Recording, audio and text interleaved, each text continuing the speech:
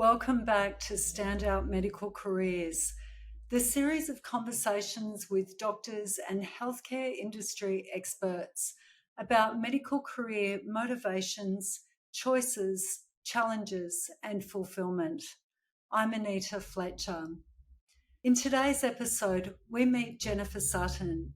Jennifer is the creator of studymedicine.com.au, a university selection tool. Jennifer commenced her career as an analytical chemist and progressed into business management, working in large scientific research organisations, including the CSIRO. She has held several board positions and is a fellow of the Australian Institute of Company Directors. Jennifer is currently working at the University of Melbourne in a business management role. In her spare time, she's excited to find ways to distill complex information and articulate this in an easy to understand and informative manner. The challenges involved in understanding the web and the complexity of available medicine degrees, even given Jennifer's background in the university sector, put Jennifer on a trajectory that has led to the development of a unique methodology in the visual representation of degrees and ultimately led to the establishment and expansion of the Study Medicine website. In this interview, Jennifer shares with us how students and parents can use the Study Medicine website and valuable insights on the challenging and changing landscape of medical education in Australia. So if you or someone you know is contemplating a medical degree, listen to this episode. Before we hear about Jennifer's work, I'd like to remind you that if you want notifications of when I release a new episode, sign up for my monthly newsletter. Go to the Standout Medical Careers website, standoutmedicalcareers.com.au. Hi, Jennifer. Thank you for joining me today for this episode of Standout Medical Careers. Thanks, Anita. I'm delighted to be here. When we met several years ago through the AMA, you had just built the Study Medicine website as a tool for predominantly undergraduate candidates and their supporters to identify the best medical course for them. It's a great story that I'm sure listeners will also want to know more about. And I'm really excited to be hearing today about where you've taken Study Medicine since its inception. So let's start by sharing with our audience some of your story. What led you to start studymedicine.com.au? The easy answer is frustration. I was just unbelievably frustrated. My daughter at the time wanted to do either medicine or nursing. She wasn't sure what. And I've got,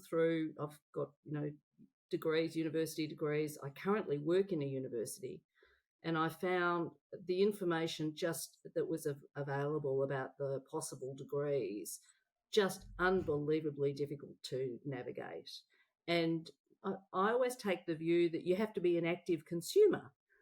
So thinking about, what you're going to do at university, there's a lot of cost, a lot of time.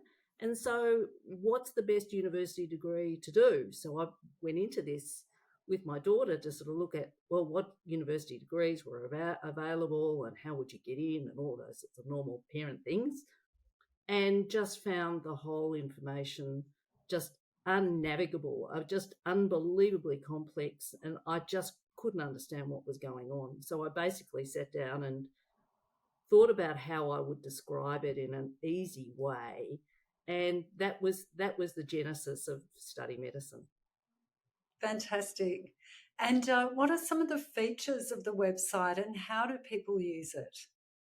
So the main thing that I did with Study Medicine was to firstly identify all the degrees in Australia that lead to medicine, and there's about 56, so, there's a lot. But the other sort of trailblazing thing about study medicine is each of those pathways to those degrees is described in a visual way. So it's a pathway that basically shows the two key things that you need to understand. So, what is it that I need to get into that degree? So, what ATAR, what prerequisite subjects? And then the second aspect is how do they actually choose a candidate to be made an offer into that degree. So you've got a visual identification of the pathway. So what degrees are available? How does that pathway work? And what are the key aspects to be accepted into that degree, both in terms of academic requirements and subject requirements, and then how do they actually make that choice? So, and that's described, in a visual pathway that's really easy for a student to go, okay, I understand how you get into medicine at Monash. I understand how you get into medicine at Curtin. I understand how you get into medicine anywhere else. Mm-hmm. And it serves people across Australia. Yeah, so the benefit of this visual descriptor is once you have one of those pathways for a degree at Monash or whatever, then you have all of these different pathways. It's a bit like flip cards. You can go through all of the degrees, the 56 degrees across Australia, and that's all the degrees at all the universities that offer medicine in Australia, both at an undergraduate level and a graduate level. And you can sort of flip through these cards to get a bit of a sense of, well, firstly, what are the degrees on offer? Mm-hmm. What degrees are undergraduate degrees and what degrees are graduate degrees? And what are the requirements at each one of those universities? So if I'm a Perth-based person, I can have a look at what does Curtin offer. But then I might go, well, actually, I'm not likely to get into Curtin. So where else could I apply? And what are the implications of that? Would I have to move to ANU? What does that all mean? But as I said, if you start trying to navigate that information on a case-by-case basis, you basically want to give up and just kill yourself because 2 minutes in and it's just this information on the university websites is very, very difficult to understand. But more to the point, quite understandably, each university is only going to talk about their degrees. So what? I'm going to go on to Curtin, I'm going to look at New South Wales, I'm going to go to UTAS, and by the end, you just, as I said, you really want to give up and just basically die. 5 minutes into this journey. Yeah, mind-boggling is the word that comes to mind for me, having also looked at different sites. And part of that is, of course, around the fact that everyone represents their information in different ways. So, but that's what I love about what you've created, because it's a consistent format. The same pieces of information are being represented across the board. So it makes it so easy for people to compare and, in a very calm and sane way, find that way and make the decision. And one of the other things I really love about it is I think that the whole experience of looking at different medical education offers around the country is really useful for young people and their families, or people who've had a previous career even, because, in medicine, of course, people are required to move around the country while they do their training, and that's something that I think a lot of people in the secondary school level, or even if they have no connection with medicine previously, may not know.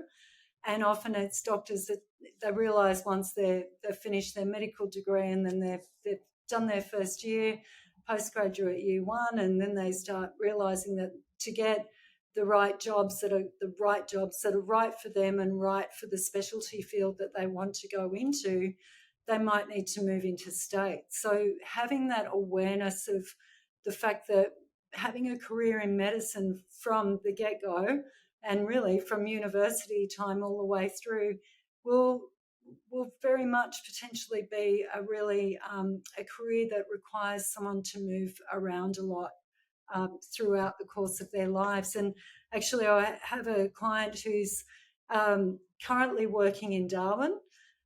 He's PGY5 and he's applying for ophthalmology training next year. And we met when he was a final year medical student. So it's great to be working with him. And, you know, when we met in Sydney, I don't think he imagined that he'd be working in Darwin. And he said it's actually the best register after Sydney Eye. It's a fantastic registrar position to hold, the post in Darwin. So, look, you know, and that's what your website does. It really opens that up to people to say, think outside your immediate area and look at the benefits that you're going to gain from that. Most definitely, and I think the other thing that it brings to the fore is, as you said before, the process across all of the universities is effectively the same. The things that are changing is that universities are increasingly putting less information on their websites. The websites are becoming more marketing tools. So come to our university, come and do this degree, as opposed to information which helps you work out, should I go there or should I go somewhere else? Right. But when you get into it, you realise basically all of the processes are essentially the same. And the issue is, how do you compare one with another so that you give yourself the best chance of being accepted? So if I go to this degree, maybe there's a higher weighting on one aspect, the interview or whatever. I'm going to be better at interviews, or maybe, I haven't done chemistry. What degrees could I apply for where I haven't done chemistry? And really not being at the mercy of the information, being empowered with the information to be able to go, right, now I've got a bit of an overview of everything. I'm really going to target these types of universities. And as you said, if that means that I have to move, and I understand that, medicine is very much a career that embodies lifelong learning. You as opposed to other careers where you may go, right, I just get my degree and then I'm set. In medicine, you have to continue to keep on learning, keep on being updated and refreshed. So getting a bit of a sense of, okay, well, where are the best degrees? And if I have to start thinking about moving now as an undergrad, or even as a graduate degree, having that appreciation up front is as you said, a really good place to start. And of course, the subsequent degrees are often undertaken online. But yes, they may also be undertaken in person in that location. So yeah, lots of offers. But I really agree with what you said about, and I think it's happening across a lot of sectors, that the websites are more about sort of advertising to entice people in. So finding the information's a challenge. So thanks for that, Jennifer. And look, this journey's clearly led you to becoming an expert in the Australian medical education landscape, and I believe you were one even before starting this. And as every sector is seeing change, and often quite rapidly, what are the main changes you've observed in the past 5 years in medical education here? Yeah, there's been a number of changes. So I think the first one is definitely the changes, as I said before, about the information on university websites. I currently work in a university, so I know so studying medicine is my personal passion. I certainly know from the inside about what universities are doing with their websites, how they're trying to manage their websites, and definitely there's less information, more marketing. The other thing that's changing is that people are often, I speak, you and I went to the Career Advisors Association in New South Wales conference. We co-presented a number of years ago, and I keep on doing that. So I give updated presentations about the stats and what's going on in medicine degrees. Yeah. And the thing that's happened over the past 4 or 5 years, the number of places on offer just continues to go up, but not radically. So, for example, the number of places additional places made available in the last 12 months is a 4% increase. So the things that are changing, yes, you're getting a few extra places. 4% is okay, but not fabulous. The other thing that's changing is the ratio over the past few years. The ratio of undergrad to postgraduate medicine degrees has gone down. So it's gone down from, I think the numbers are about, it was about 46 odd percent before in, say, 2019, undergraduate medicine places. It's now gone down to 42%. So that's quite a big change. And it really does, again, change the dynamic. If you're an undergrad wanting to get into medicine, sort of understanding what that dynamic is really important. And the third thing that's really changed is the increasing emphasis of the federal government on rural placements. That's been a radical change. Yeah. So the number of places hasn't changed, but the emphasis on rural medicine, all the universities have put in medicine programs related to rural placements and all of that sort of stuff. So that has a big bearing and is really quite a big change that's happened over the last few years. Mm. And, the workforce, the study and the workforce issue is the one that everyone's still trying to resolve somehow. And in a way, I can understand if the positions are reducing, well, overall, if they were reducing, but it sounds like overall they're not necessarily. There's just more positions being offered to postgraduate applicants, is there? Yeah, so overall the numbers have gone, the number of places have gone up by 4 odd percent, but the number of undergraduate places has gone down. So now it's around about 58% of places in 2023 were graduate places. And the real implication of that is that in thinking about graduate medicine programs, obviously you've got undergraduate medicine programs, and you have to get the ATAR and do the undergraduate, the right subjects and all those sorts of things. But the most critical thing about graduate medicine is that there's effectively 2 types of undergraduate places that you need to have done, undergraduate degrees you need to have done in order to apply for graduate medicine. And those 2, they're on a spectrum.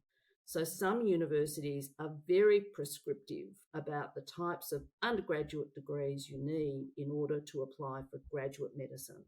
And the best example of that is Monash. So Monash have only got very specific degrees that you have had to have done from Monash University in order to be accepted into graduate medicine at Monash. Right. Whereas University of Sydney, for example, are at the other end of that spectrum, which is we really don't care. We're not prescriptive about the undergraduate degree that you've done, provided you've got, the wherewithal. You can apply for Sydney medicine, graduate medicine at Sydney, and we'll accept all comers within these broad parameters. So again, for students and for parents, it's really important to understand, firstly, that there's 2 types of medicine degrees. There's undergraduate medicine degrees and there's graduate medicine degrees. Then to understand, well, of the 20 university programs, which universities offer undergraduate programs and which universities offer graduate programs. And then, given that the rough number to be accepted into medicine is around about 5%, so you've got a really high likelihood of not getting into medicine. So thinking about that, you actually have to have, if you don't get into undergraduate medicine, you have to have a plan B to get into graduate medicine. And therefore, you really have to understand that landscape of undergraduate degree requirements for graduate medicine in order to put yourself in the best place. And the final part of all of that is, given that those numbers have changed, and now 58% of places are graduate places, really understanding what that undergraduate landscape is so that you can then apply for graduate medicine is a really critical requirement these days. Wow, I'm quite shocked by that 5% figure. I didn't realise it was so hard. And, I really like having a fairly, in-depth conversation about looking at, the likelihood of success and having a plan B, because this is something I talk to medical students about too, in terms of, and anyone thinking about a career in medicine, don't stop there. have a look at the specialty area that you want to get into in the future and look at what are the realistic chances of getting onto that training program, and then what are the realistic chances of getting enough work when you come out with a fellowship, because there is an exit block for a few specialties. That means that, the higher up you go essentially in medicine, it doesn't necessarily, the funnel doesn't go out that way, it can go this way. That makes it even harder. That means that there are few job opportunities as well. So I really encourage people to, again, like you do, look at the information. What are the numbers? How many people are they accepting onto training each year?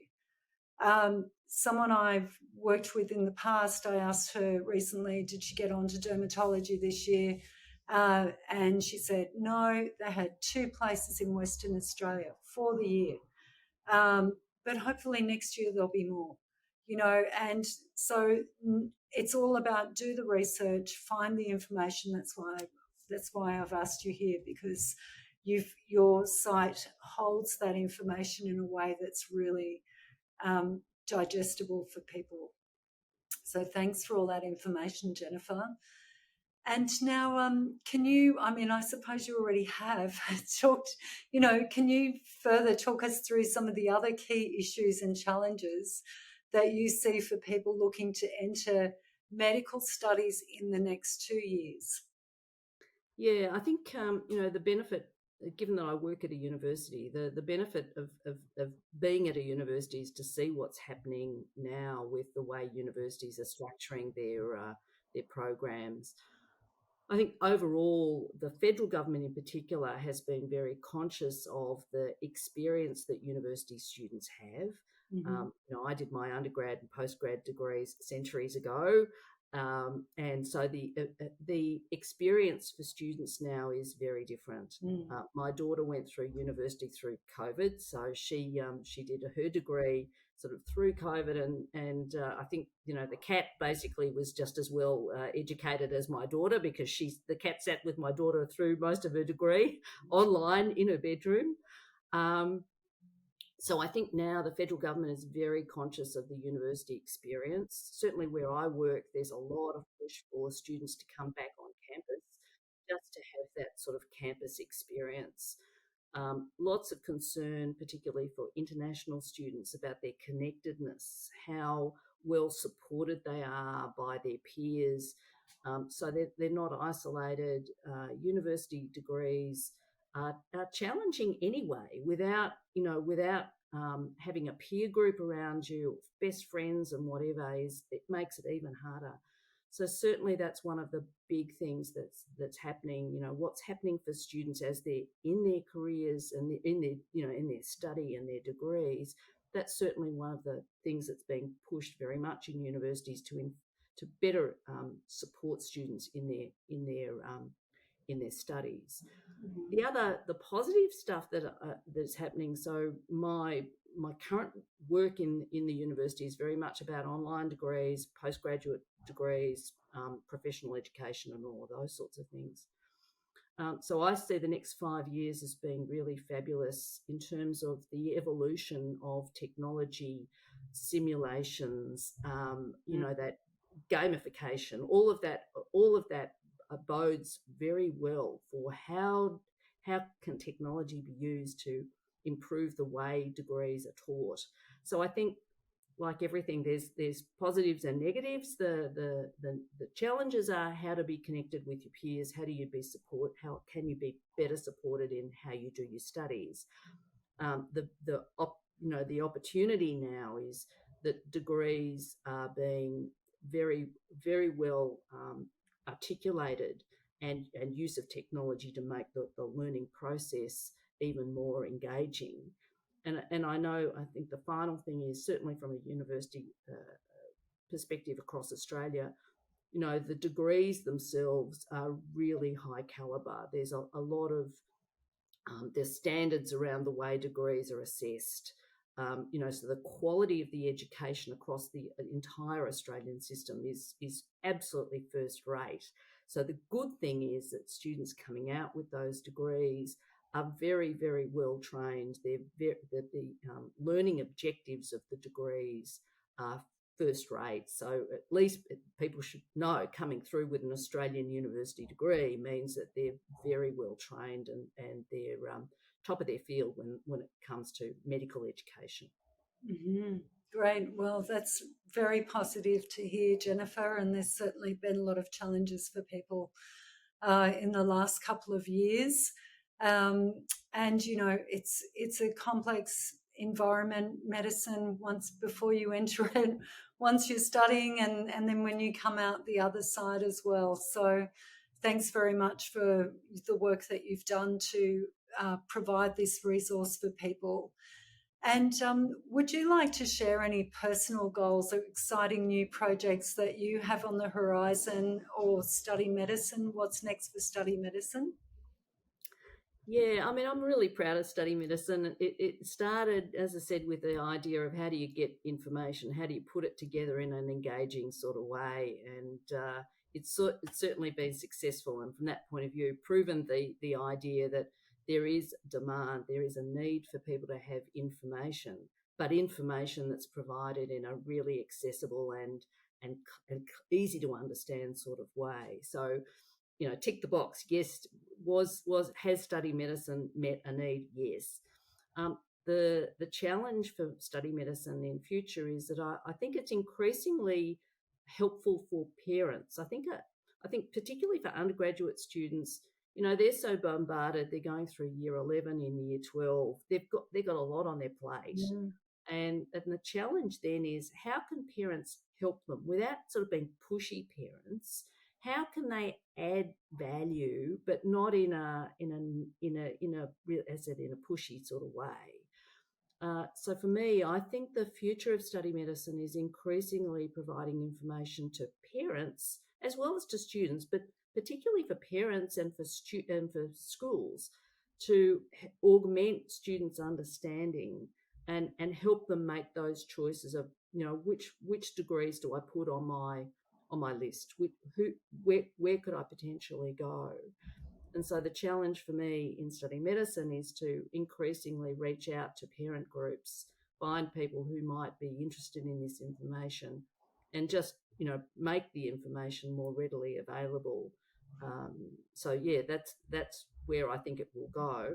The other challenge is keeping up to speed with the university degrees, because Right. they do change, and every day I'm updating the website, because each university of the 26 odd universities and 20 odd university programs, each one of those universities is continually updating their degrees. They'll be doing what they call teach outs, so they'll say, we're not continuing with this degree, we're going to put this degree in.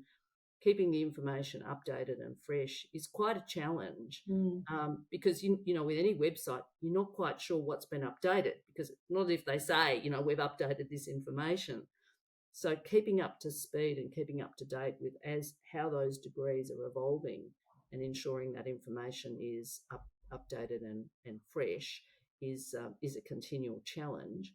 But that said, that's how you keep up to speed with a really dynamic industry. And so that's the future for study medicine, increasingly finding information, providing that information to specific cohorts, and ensuring that information is continually updated. Mm. Well, you've done a wonderful job. And again, I think it's really reflective of the situation later on down the track in a medical career, because the specialty training program requirements can change from year to year. So it's a good experience for people to become familiar with and knowing where to look for the right information. And so, Jennifer, how can listeners know more about you, and access study medicine, or get in touch with you? And that, of course, includes the parents that you referred to. And I'm sure there'll be a number of parents listening to this.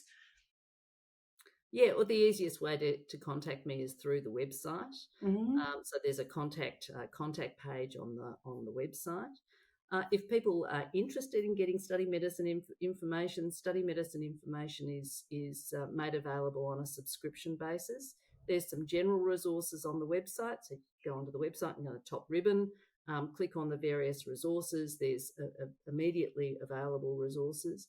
And then there's 2 different levels of subscription. The first level of subscription is just to the information, the visual information on each one of the degrees, or each one of the universities, and the degrees that each one of those universities provides. Mm-hmm. And that's great particularly for students. They don't want to be bombarded with information. So, here are the visual pathways, the visual descriptors. Oh, I didn't realise that there's X numbers of degrees at Monash that go to medicine, whatever. The more detailed information is the detail plus summary information, and that's information that talks in a very accessible way. Curtin University has these types of degrees. These are the particular headlines of things that you need to recognise about Curtin University. And then there's a table for each university that describes each one of the degrees that they offer and the specific details about what those degrees entail, what the ATAR requirements might be, what the prerequisite subjects might be, how many places are offered, how they define their criteria for acceptance, what type of interview is offered, what the criteria is to get an interview, because there's usually a 2-stage process. So often first criteria is, what do I need to get an interview? And then the second criteria is, what's then the final offer what's it finally based on? So what combination of academic, psychometric and interview skills might that university be looking for? And then of course then there's the comparison, sort of the flip chart comparison of all the visuals for all the degrees. So in that flip chart, I might be looking at, for example, Curtin University and understanding the degrees that they offer. And then I've got the flip charts for all of the other universities, and I can then compare Curtin with ANU, or compare Curtin with Bond, or compare Curtin with New South Wales, and look at the differences between what it is to get into Curtin versus what is New South Wales looking for. So that's in the more detailed subscription program. So the way people can access the information is, as I said, on a subscription basis. And as I said, otherwise, feel free to contact me through the contact page on screen. Great. And it's studymedicine.com.au. Great. Well, thanks again, Jennifer. Wonderful to have you as a guest, and I'm sure you'll continue to help so many people find their way through this challenging process. Well, thanks, Anita. I've enjoyed the conversation, and thanks very much for the discussion. It's a pleasure. Bye for now. Bye. Thank you very much for listening to this episode of Standout Medical Careers. If you like the episode or think it will be useful to someone else, please leave a review at podchaser.com. And if you've got any questions, let me know on LinkedIn at Standout Medical Careers. And remember, the better you articulate your story, the more you will stand out.